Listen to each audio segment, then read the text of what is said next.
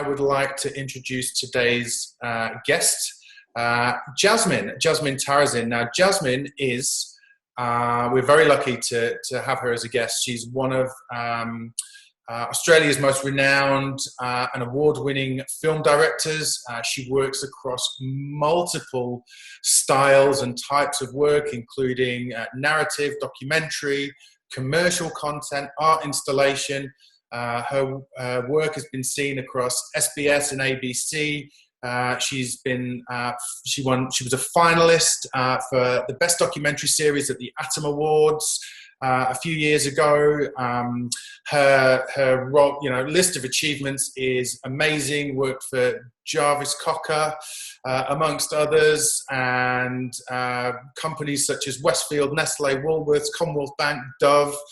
So the roll call is long and distinguished. So without further ado, Jasmin, thank you so much for joining us today. Thanks, Ollie. Now, Jasmin, perhaps just to start with, you could give us a bit of an introduction to you, your background.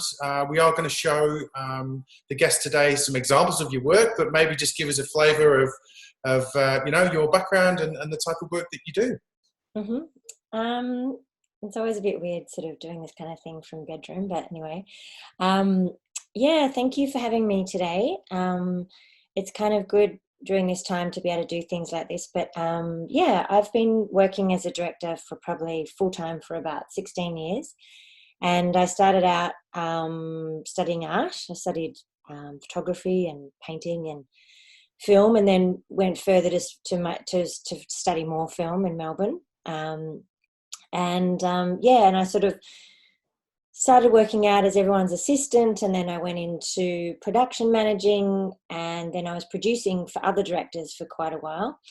And that sort of got me to be able to see how everything worked. And then I had an idea for my own TV series, which was a documentary series for SBS, and I directed and produced that over 2 years. And then after that, I was offered more directing work, which I loved, and then I've worked full-time as a director across commercials and documentaries and films and music videos and a lot of video installation work. So yeah, lots of different things, and hopefully, I don't know about now, but this year or next year I'm making my first feature. So I'm still going on this journey of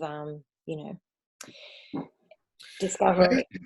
Cool. Well, look, why don't we start by showing, because we're discussing today bringing creative ideas to life, and that can mean, different things depending on the type of content that you're working for, and we will dive into that. But I'd love to be able to demonstrate and showcase for the audience today some examples of your work. Now, I know that Zoom screen share probably doesn't do the work justice, but hopefully it's enough to give everybody an idea of the diversity. So bear with me a sec whilst I share my screen. So now it's telling me I need to open my system preferences. These are the things. Okay, so I actually can't. Because Zoom has updated itself, the only way that I can share my screen now is to close down the webinar and change my settings, which I had no idea was going to happen. So these are the things that happen. So what we were going to do, I guess I'm going to perhaps just have to talk about the two things that we had in mind, because I can't show them, unfortunately. But the first thing we were going to show was an ad that you created for Nestle. Maybe you can give us a little bit of background into that ad and sort of the creative process behind it. Yeah, sure. Probably the best thing is, if you are watching, you want to have a look at it, is just to go into Vimeo and type in my name, Jasmin Tarasin, and then you'll see it there. Yeah. Do you know what I'll do? I will share the link in chat right now so that people can have a look as you're talking us through it. That might be the best thing. So this was an interesting commercial. I've made probably over 100 commercials. I particularly like this one because it was a rare opportunity that I had from the client, where they gave me, you get a script when you get it making a commercial, you get a script that's just, words. And they said, how would you want to approach it? And it was way darker than probably what they had done before, and quite quirky, and the casting was quite quirky. So it was a rare opportunity where I got to just do what I want to do and what I like. And I had a really supportive creative team behind me who was the agency. So it was fantastic to just be able to make a commercial as I would, because most of the time it's just not that. It's a compromise. So yeah, I had a bit of fun with that one. And I had a friend of mine do the track, that rap track, which was really great. And a lot of the people that are in the commercial are friends of mine, or, the mother of a friend of mine. So I sort of like pulled cast from people that I really, admire and like. So that was fun as well. Great. So a bit of fun, obviously a commercial endeavour, as you can see, for an ad to sell more products for Nestle. And then on the other side of the work that you do, and again, I'm about to post the link, is a documentary called Utopia Girls, which was on SBS, I believe. Is that right? ABC. ABC, my apologies. So there's the link for that, for the trailer. So, maybe just explain a little bit about that. This one was interesting because this was unusual, because usually you come up with a concept and of a documentary and then go to the broadcasters and sell in your idea and they buy it or not or whatever.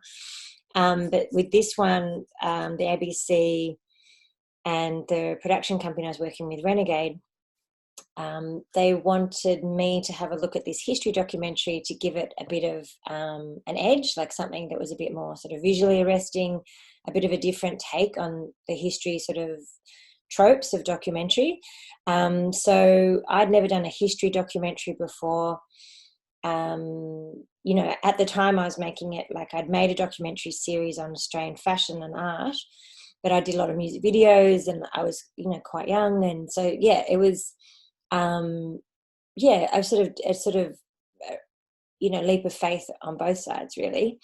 And it was interesting for me because, I went right into the thick of like historical documentation and archives and all that kind of stuff. And, it was fascinating. And also it was a really great subject matter, like the history of women's rights in Australia. As a woman growing up in Australia, I didn't know this story. Every woman should know this story. So it was really fantastic for me to be a part of that telling. And I felt really honoured to be a part of that important story. So I was pregnant with my son at the time, and it just felt like the right story that I had to tell at that time, because it's about how, brave and, courageous Australian women were in history. And that hasn't been the story that we've been told so far. So that was really fantastic to be a part of that. And before, when you were saying it was a finalist, that was this documentary that was a finalist in the ACTA Awards. And that was really great because it was the only history type of documentary in the group. So that was really nice to, have acknowledgement as well. But yeah, I went to the National Archive and used a lot of found letters and newspapers and articles and put them all together in the visual effects. It's a very strong visual effects documentary. So well worth watch. Is that on iView at the moment? Can people watch it on iView? No, I don't think so, but I think there's like a link in the ABC website. I don't know how it works. Maybe it's iTunes. I have to have a look. I think you can watch it. Yeah, you can watch it. Cool. Well, we'll make sure that when we follow up with you all with the recording of the video, that we include a link for anybody that's interesting. And actually, just sort of the thing that I've noticed, even the difference in you talking about the documentary and describing it versus talking about a commercial ad, you can just see in your face and the way that you're talking that it means so much more. Yeah, to you as a piece of work. You also I spent a year full time on that documentary. So yeah, you dive into a world, rather, commercial is probably a month. Yeah. Yeah. And that's a great segue, actually, because I think one of the things that one of the sort of the topics that we discussed when we were conceiving the webinar was, perhaps the length of time sometimes, and the whole process of creating something like that and bringing something to life, something creative to life that can take, quite a long time. So if you think about, sort of generally speaking, going back to the beginning and the genesis of an idea, what are the first steps that you would go through to sort of begin to get some momentum and some movement into a project like that? Well, I've got a few projects that I have in development, and for example, my feature film, that came about because a friend of mine was actually writing the novel for the book that we are adapting into the film, and she told me the story of the book that she was writing, and I was like, I love that story and I really want to make the film. So I optioned the book before it was published. So that, it's a very that's 8 years ago. It's a very long game, development and creative. And then often I find, like with a lot of my video installation work, I'll have a feeling towards something first. So I'll get a reaction, and I think, oh, that felt, it felt big and it felt immense, and there was some sort of emotional response. So I need to act on that because it felt so big. So it's not calculated. It's something that comes up. And for example, when I did this video installation called Live at Sydney Festival, I was in Spain watching flamenco dancers in a little bar, Barcelona or whatever. And I just got so struck by that connection between the performer and the viewer, the audience. And I started to discuss it, and then it was described to me in Spain. They have this word for it, which is called duende, which is that actual shared moment between a performer and an audience. And that's something that you can't replicate anywhere else. And that's why I was so obsessed with watching live music. So that whole concept was based on that very drunken moment in a bar in Barcelona, So it's those kind of moments where it's not your control. It just comes to you. And then if you build on that, I always believe that if I have a reaction to that, then mostly other humans will find that they will have the similar reaction because it felt so big. Cool. Okay. And from a practical point of view, then, as you, obviously a lot of the audience today, that they will be looking to find ways to, keep a consistent flow of work. Maybe, not many of them would be involved in projects that go for quite some time. So from a practical point of view, when you're at sort of the beginning of an idea, how long does it take you to sort of work out, well, this is going to take X and I'm going to be doing, this for 3 months, and then there has to be a gap, and then I'm doing something else? How do you plan and schedule, your work when projects can go for, many months, sometimes years? Yeah, there's no planning and scheduling. It's whenever you have gaps. Like usually what happens is I develop work and in between making money. So if a commercial comes up or somewhere where I have to make money, it trumps everything. So I just have to put that first and then get that job done and then go back to development work after that. So it's kind of very ebb and flow, and sort of it can be frustrating because you're sort of thick in some sort of like script development, and then you have to like fly off into someone else's love project, a commercial or something like that, and then sort of focus and come back. So that very up and down way. But I think once you sort of surrender to the development process, like I think about the 8 years that I've been developing my feature or other projects as well, that they take the time they take. And there's no, you can't sort of, you can't do anything about how fast things take. And sometimes it's meant to be. So I think when you arrive at the end or you arrive at the beginning of a project, it'll take you on that journey as well. Awesome. And do you say no to work? Yeah, I have. Yes. Yep. What work do you say no to? Because it's a really important point for a lot of freelancers, creative freelancers especially, is there's this sort of inner angst about, even if it's the wrong project or even if it's something they shouldn't say yes to, they sometimes do for fear of saying no. I've talked a lot about this I run a female directors group, sort of, gender equality kind of advocacy group called Free the Work in Australia.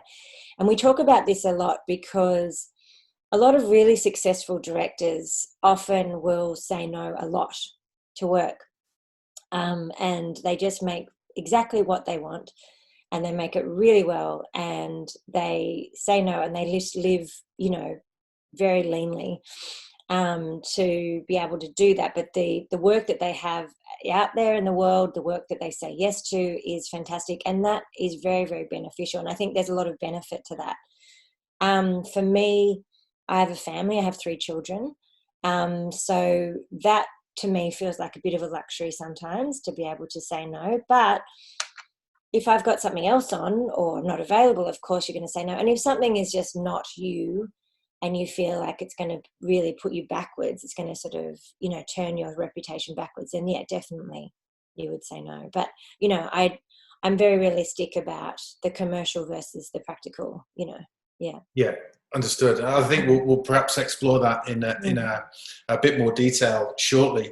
But back to sort of the beginning of a project. Okay, so you've got you've got an idea, the kernel of an idea, and we get to that point again for many freelancers where you might need to pitch the idea to somebody, either to help with creation, distribution, or to even for financing. So is there a sort of a sequence of steps around, you've got to have a distribution deal before you can get finance, or finance first before the distribution deal?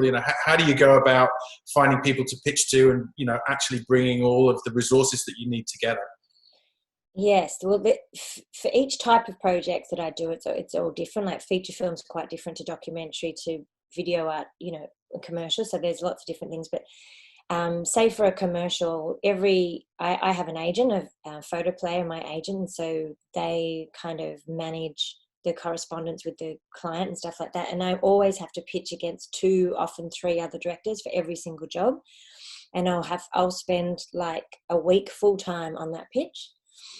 I'm very, very big on my pitches being immaculate. I hire designers. I hire writers. I hire publicists. Like, I invest a lot into my development. So I kind of feel like you want the client or the funding body or the distributor or whoever you're trying to sort of buy into your project to sort of come along for the ride. You don't want them to be saying yes or no, you're allowed to go on this ride. You want them to come along on the ride with you. You want them to see that it's already happening. There's this thing, and it's going, and if you want to get on, it's going to be great, but if you don't, too bad. That's the feeling that you want. And so I often put so much, nothing goes out until it's already going. So whenever I'm going like a video art piece, like it's already happening before I even ask for 1 cent of funding or an interest from a festival or something like that. So you just want to feel like there's a momentum going before you even start talking to your friends or anyone about it. You have to just make sure that baby is cooked. Yeah, right. So it's almost like you're creating, some, to use the topical phrase, some FOMO, right? Like, so you're almost trying to give them that sense of the fear of missing out, as you say, that this is happening with or without you, and if you want a piece of it, then here's your chance. Otherwise, somebody else is going to make this great. Exactly. Yeah. Okay. Yeah. That's awesome. And I guess that's a valuable lesson, again, for the people in the audience, that, it's that, uncompromising approach to, and I guess there has to be a huge amount of self-belief as well from you to be able to pitch like that. And not all pitches are going to take writers and publicists and everything else, but I think that the state of mind that you're in is a really good one. And a really great lesson for people, just to have 100% and total confidence in the idea that you're selling or the picture that you're creating. Yeah, I think that's a really good point, Ali. I think with freelancing, like, self-care and being in a good frame of mind is really the key. I know that if I'm a bit flat or I'm not really in a great frame of mind or whatever, and I do a pitch, it's not very successful. Often I'm coming off another job and I'm really exhausted, and then I get another pitch right at the end, and you're sort of in an edit suite writing a pitch or whatever. I'm like, I'm not here. I'm not present.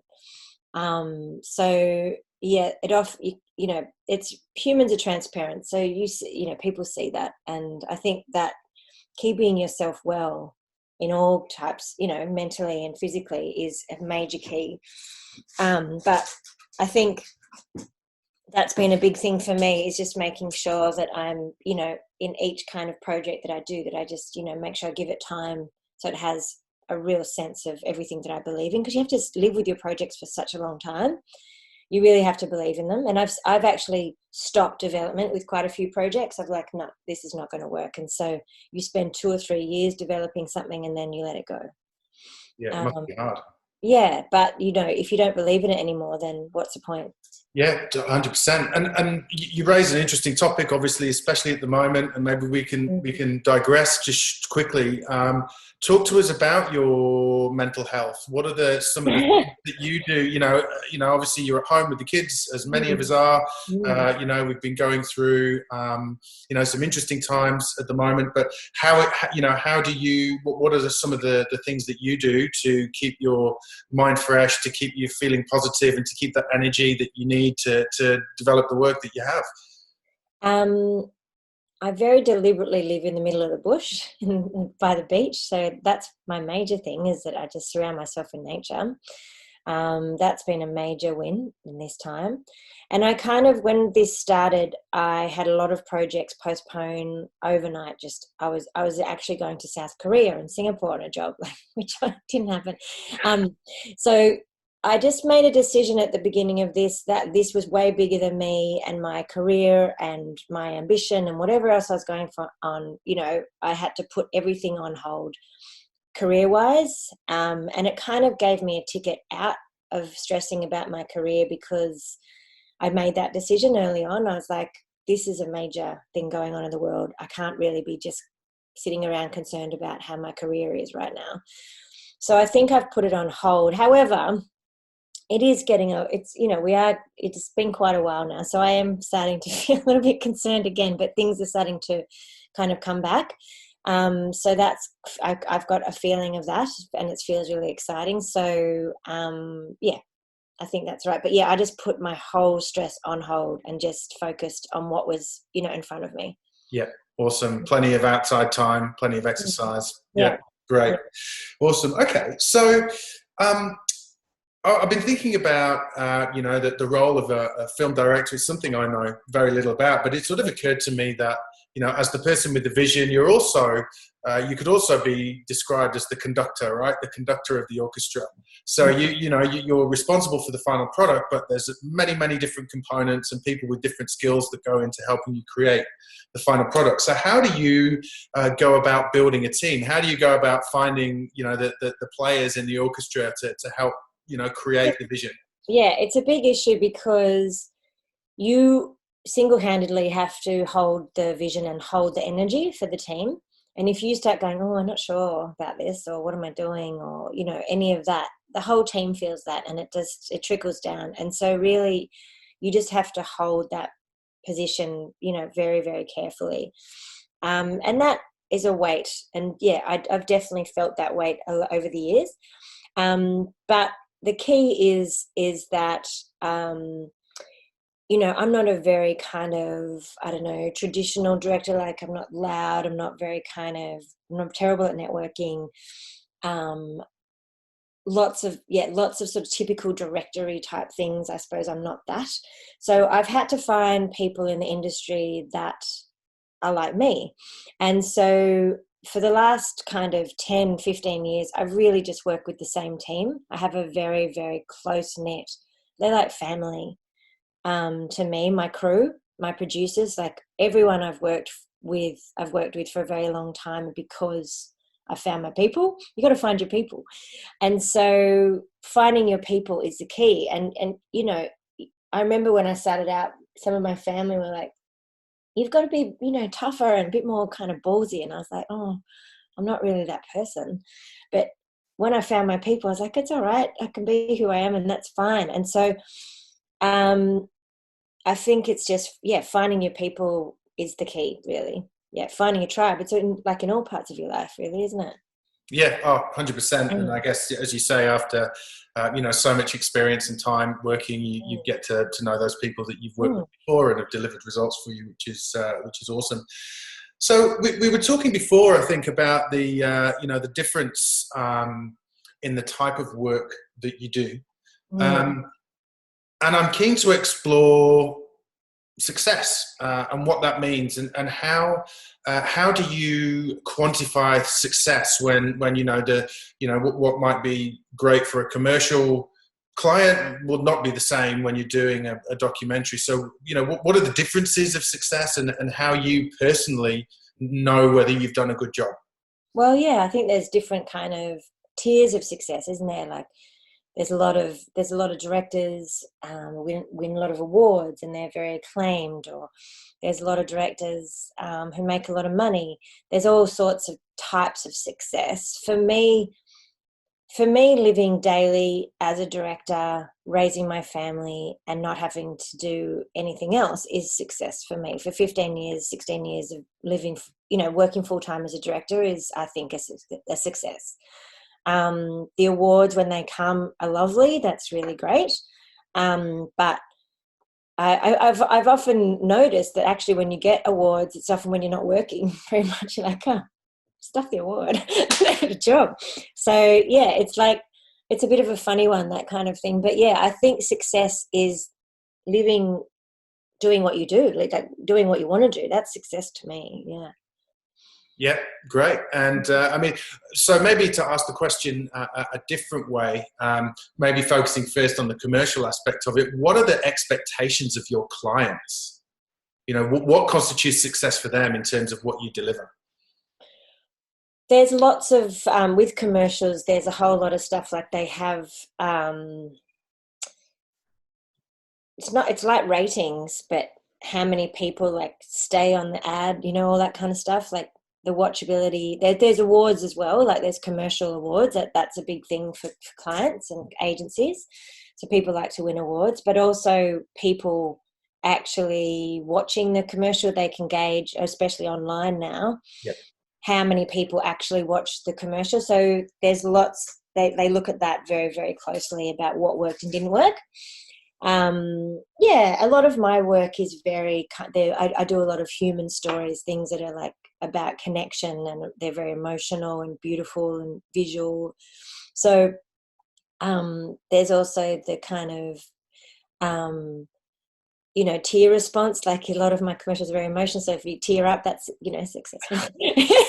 yeah. So yeah, there's a lot of that kind of thing. But yeah, there's a whole lot of ratings and stuff like that people look at. Cool, thanks. And I'm actually, guys, Jasmin will answer questions. So if you've got any questions, please put them in the chat or in the Facebook live feed. But just because it's a good segue, I'm going to go to a question that was actually asked by Grant, who says, you've got a great mix of commercial and more artistic personal expression projects. How do you handle jumping between the two, and are they complementary in any way? I think after making a commercial and meeting the needs of a whole lot of different people and clients, and often in a boardroom I'll have like 20 people there, having an opinion over what the casting is, the art department, the wardrobe, everything. So being answerable to that kind of expectation, and then jumping into something of your own which you're pouring your heart in and you're passionate about, is actually quite easy. And they sort of feed each other in a way, because you have a break from meeting the needs of other people, and then you meet the needs of yourself. And then it's actually quite lovely to have a break back, to not being so obsessed with your own kind of creative process, because that can be tiring also. You get sick of yourself.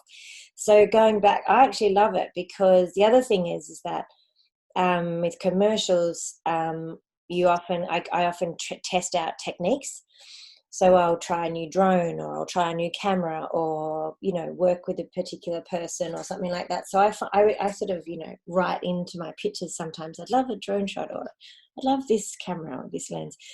So those kind of things are fantastic. They feed each other. For me personally, a lot of people can't do it because it's a different mindset.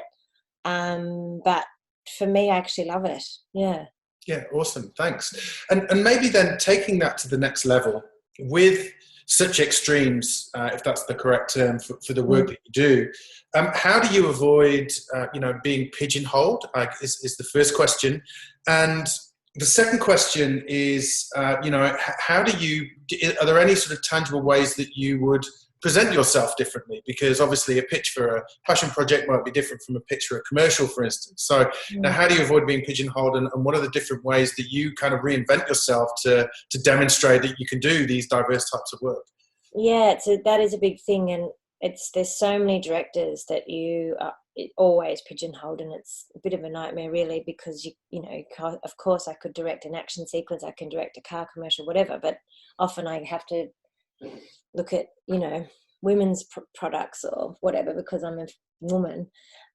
So yeah, pigeonholing is a major thing, and it's frustrating. However, what happens sometimes, I will get pigeonholed for a few years and I'll be doing hair and beauty for 2 years, or I'll be doing banks for a year. And then I'm like, I get to a point and I'm like, I cannot do another, I can't do another hair and beauty or bank or whatever. So what I normally do is I invest again. I do a lot of investing in my own career. So I will use my own money and invest in a love project that's like a kind of,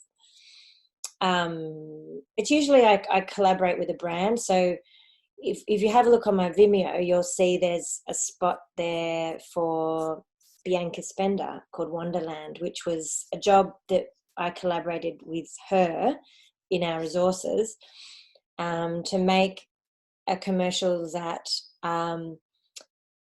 was in the direction that I wanted to head commercially. So I made that, used a whole lot of different technology and techniques and stuff like that, so I could actually move my work into a different direction, which worked. So then that happens and you keep going and you got that work, and then you come up against it again and you're like, okay, I usually just make something of my own. I just made something, some beautiful, human portraits that you'll see on my Vimeo just during this COVID lockdown on people in my neighborhood. And they're, you know, very, very intimate and very connected. And that's something that I want to do a lot more of. And so I use this time to do that. So yeah, I just keep steering it. You just keep steering where you want to go by making more and more work. Cool, thanks. And I guess finally, we're sort of coming up to the 35 minutes past the hour now, so we will move to the Q&A. We've got some questions coming through the Facebook feed, which is great, which we'll get to, and in the Q&A chat. So guys, any questions, now's your chance to pop them in the chat. But how about the business aspect of running your own business, of being a freelancer? How good a business person are you when it comes to the admin and the day-to-day and you know, all of the things that you need to do to keep your business well managed? It depends who you talk to. My accountant would tell me I'm, you know, hopeless. I usually, I know what I'm good at and I know what I'm not good at. So I surround myself with very talented people that are much better at things than me. So I recognize that I wasn't very good at networking very early on, like going to parties or whatever, being that person. So I always employ a publicist if I am very proud of a work that I want to get out there and stuff like that. So I let the work speak.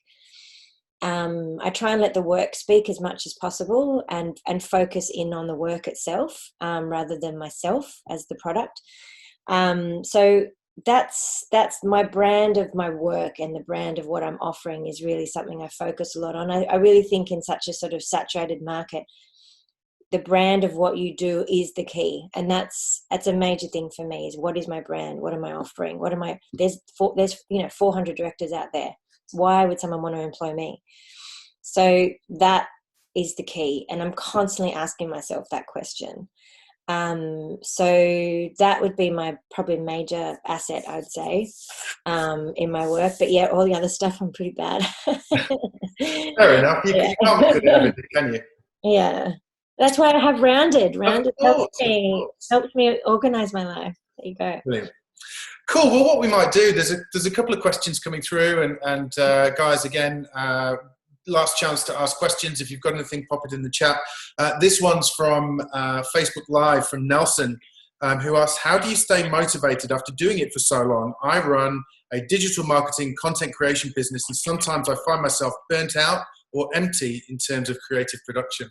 Yeah, well, that's self-care, isn't it? And I get that too, Nelson. Like, yep, I get it. And I just bail out and I come back when I'm cooked. So, yeah, it's if you put your heart into a project, you're going to get tired. And I think the self-care component of freelancing and running a business is absolutely major part of things. So, yep, that happens to me. Yeah, it happens to everybody. So self-care, I think, is the answer there, Yeah. Nelson, and just making sure that you give yourself that time to reset and recharge every now and You again. know, you have your crew, your team in the production, but you also have your self-care crew. Like you need both. You need all those teams working. But yeah, certainly I get that. Great. And we've got one question that's come in through the Zoom room from Grant. And I think this is probably a lovely way to finish, really. So he says, you've achieved what many dream of.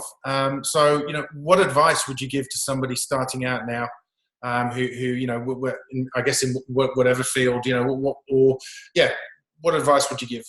I think finding someone who you relate to that's further down the track than you, that you relate to their work, you relate to their person or whatever, and really map out exactly what they've done and sort of, I don't know, I think having mentors or having people that you watch I find that really fantastic, and think and sometimes in a dark moment you're like, what would they do, or what would that happen?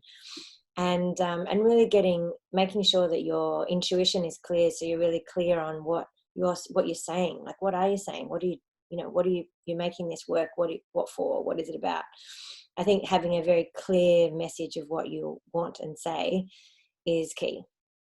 That can be difficult starting out, though, can't it? Yeah, sure can. Yeah. Mm.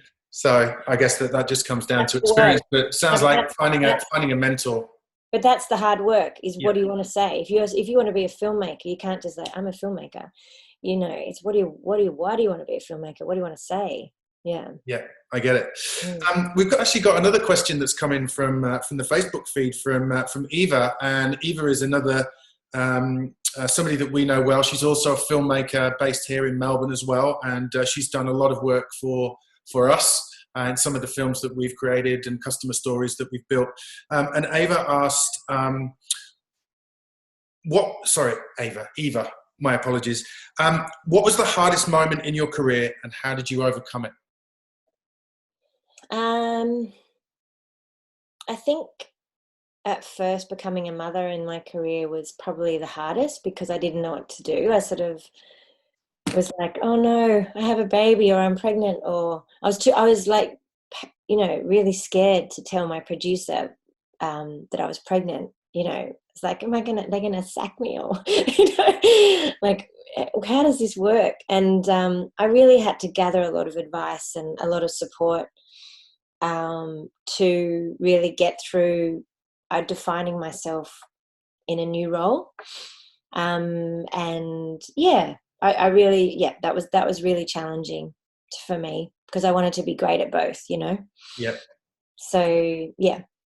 Have you found being a mother has hindered or helped you in terms of your professional career?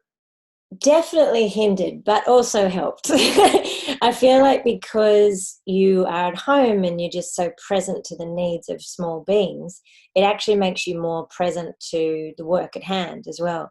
It also makes you're a lot more efficient. Like, before I had children, I'd walk into an edit and I'm like, let's try this. Oh no, let's try this. And now when I walk into an edit, I'm like, okay, this is what we're doing. This is, I've got 2 hours till the nanny finishes. And I'm so efficient.